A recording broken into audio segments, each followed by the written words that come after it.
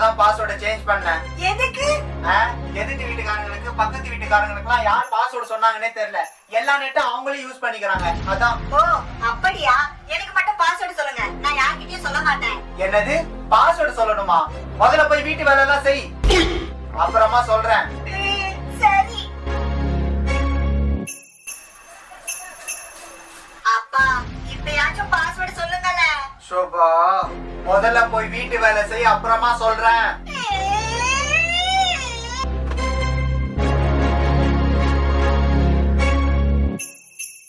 அப்பா வீட்டு வேலையெல்லாம் செஞ்சுட்டேன், ப்ளீஸ் பா இப்பயாச்சும் பாஸ்வேர்டு சொல்லுங்கப்பா. ஏய் எத்தனை தடவை தான் உன்கிட்ட பாஸ்வேர்டு சொல்றது? நீங்க எப்ப பாஸ்வேர்டு சொன்னீங்க? அடி லூசு, பாஸ்வேர்டு இதுதான். முதல்ல போய் வீட்டு வேலை செய், அப்புறமா சொல்றேன்.